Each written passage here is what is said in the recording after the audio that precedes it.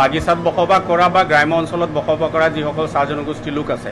তেওঁলোকে দীৰ্ঘদিন ধৰি বা বছৰে বছৰে হয়তো 50 বছৰ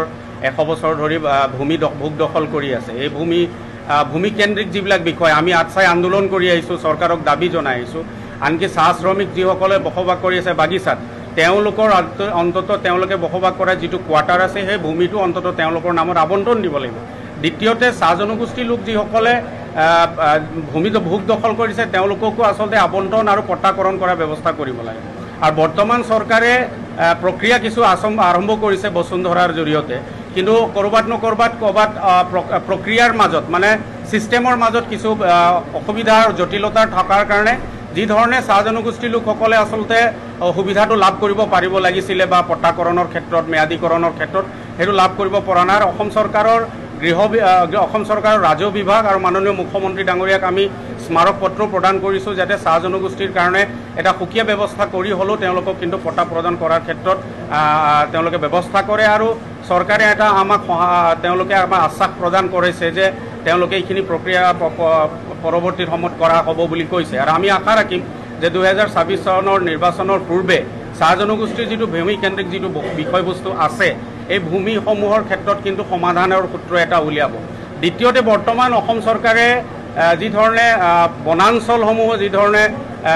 দখল কৰা হৈছিলে সেই বনাঞ্চলসমূহৰ পৰা যিসকলক লোকক উচ্ছেদিত কৰাৰ যিটো প্ৰক্ৰিয়া আৰম্ভ কৰিছে, খিলঞ্জীয়া লোকসকলে অসমৰ খিলঞ্জীয়া লোকসকলে ভোগ দখল কৰি থকা ভূমি বা তেওঁলোকে বসবাস কৰা অঞ্চলৰ যিটো বনাঞ্চল আছে সেই বনাঞ্চল আচলতে কিছু সন্দেহযুক্ত লোক যিসকলে আছে তেওঁলোকক চিনাক্তকৰণ কৰি আচলতে তেওঁলোকক উচ্ছেদ কৰাৰ যিটো প্ৰক্ৰিয়া কৰিছে, সেই অসম তথা অসমবাসী খিলঞ্জীয়া লোকসকলৰ স্বাৰ্থত যে চৰকাৰে এইখিনি লৈছে ইয়াক আমি আদৰণি জনাইছোঁ। কিন্তু সমান্তৰালভাৱে আমি দৃষ্টি নিশ্চিতভাৱে আমি ৰাখিম যাতে চাহ জনগোষ্ঠীয়ে নহয় কিন্তু অসমীয়া জাতিৰ যি কোনো এটা খিলঞ্জীয়া অসমৰ ভূমিপুত্ৰই উচ্ছেদিত হ'ব নোৱাৰে, গৃহহাৰা হ'ব নোৱাৰে, ভূমিহীন হ'ব নোৱাৰে। তাৰ ক্ষেত্ৰত কিন্তু অসম চাহ জনজাতি ছাত্ৰ সন্থাই দৃঢ়তাৰে দৃষ্টি ৰাখি বা চৰকাৰে তেনেকুৱা ধৰণৰ যাতে কৰিব নোৱাৰে, বিশেষকৈ খিলঞ্জীয়া লোকসকলৰ কাৰণে, ভূমিপুত্ৰ লোকসকলৰ কাৰণে, চাহ জনগোষ্ঠীৰ লোকসকলৰ কাৰণে এই ক্ষেত্ৰত কিন্তু নিশ্চিতভাৱে আমি দৃষ্টি ৰাখিম আৰু চৰকাৰক কিন্তু এই লোকসকলক যাতে পাৰ্মানেণ্টলি সংস্থাপিত কৰি ৰাখিব পাৰে, তেওঁলোকৰ অধিকাৰ তেওঁলোকে প্ৰদান কৰিব পাৰে, তাৰ কাৰণে কিন্তু আমি চৰকাৰক দাবী জনাম। অসম চাহ জনজাতি ছাত্ৰ সন্থাৰ যোৰহাট জিলা সমিতিয়ে অনুষ্ঠিত কৰা বিশেষ সাধাৰণ সভা আৰু ইয়াতে আমি যি সংবাদমেলৰ আয়োজন কৰিছিলোঁ ইয়াত উপস্থিত থকা সন্মানীয় মৰিয়নিৰ বিভিন্ন নিউজ চেনেল, বাতৰি কাকতৰ সন্মানীয় সাংবাদিকসকল সকলোকে আন্তৰিক ধন্যবাদ জ্ঞাপন কৰিছোঁ আমাৰ আমন্ত্ৰণ ক্ৰমে ইয়াত উপস্থিত হোৱাৰ কাৰণে। অসম চাহ জনজাতি ছাত্ৰ সন্থাৰ 49তম কেন্দ্ৰীয় দ্বিবাৰ্ষিক অধিৱেশন আমি আগন্তুক 10, 11, 12 অক্টোবৰ তাৰিখে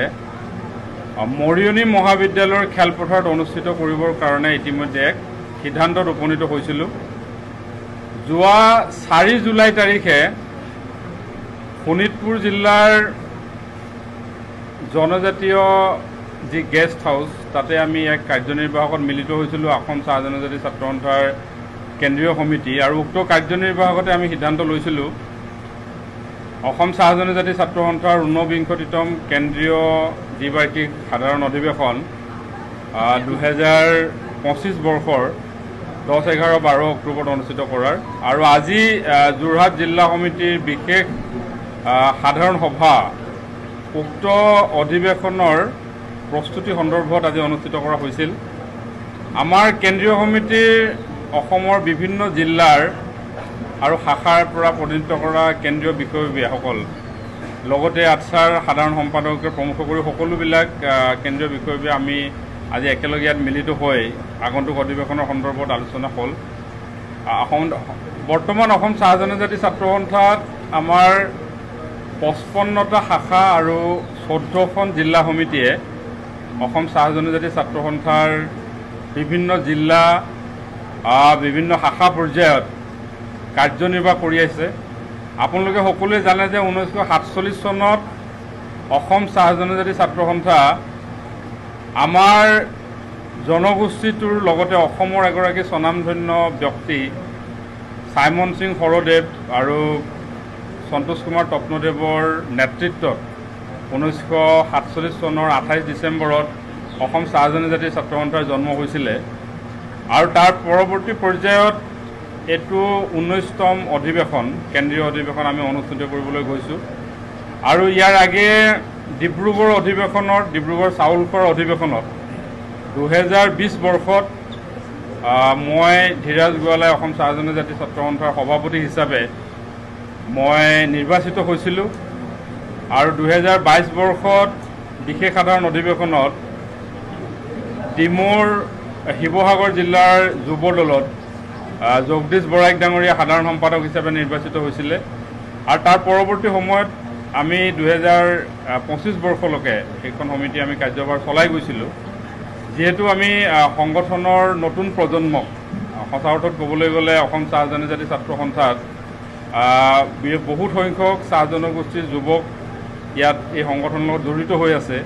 আৰু বৰ্তমান সময়ত চাহ বাগিচাত শিক্ষিতৰ হাৰ বাঢ়িছে সন্থাটোত বৰ্তমান সময়ত বহু উচ্চ শিক্ষিত যুৱক এই সন্থাৰ লগত জড়িত হৈ আহিছে আৰু তেখেতসকলৰ যাতে এটা পৰ্যায়ত আগবাঢ়ি তেওঁলোক যাব পাৰে সংগঠনটোক নতুন প্ৰজন্মই যাতে সংগঠনটোৰ আঁকোৱালি লয় তাৰ ওপৰত লক্ষ্য ৰাখিয়ে আমি 2025 বৰ্ষত অধিৱেশনৰ সিদ্ধান্ত ল'লোঁ আৰু আশা কৰিছোঁ এই অধিৱেশন অত্যন্ত সুন্দৰভাৱে জাকজমকীয়াকৈ আমি উদযাপন কৰিম 2025 বৰ্ষৰ 10, 11, 12 অক্টোবৰৰ অধিৱেশনৰ লগত চাহ জনজাতি মহিলা সমিতিৰো কেন্দ্ৰীয় অধিৱেশন একেলগে অনুষ্ঠিত হ'ব আমাৰ এই অধিৱেশনত সকলোৱে জ্ঞাত যে অসমৰ বিভিন্ন জাতি জনগোষ্ঠীৰ নেতৃবৃন্দ ইয়াত অংশগ্ৰহণ কৰিব আৰু লগে লগে অসমৰ জাতীয় জীৱনৰ বহুকেইগৰাকী বৰেণ্য ব্যক্তিৰ লগত আমি ইতিমধ্যে যোগাযোগ কৰিছোঁ 12 তাৰিখৰ সাংস্কৃতিক সন্ধিয়াত ইতিমধ্যে অসমৰ আমাৰ সকলোৰে অসমৰ যুৱ প্ৰজন্মৰ হাৰ্টথ্ৰব জুবিন গাৰ্গ ডাঙৰীয়া উপস্থিত থাকিব বুলি ইতিমধ্যে আমাক তেওঁ সন্মতি প্ৰদান কৰিছে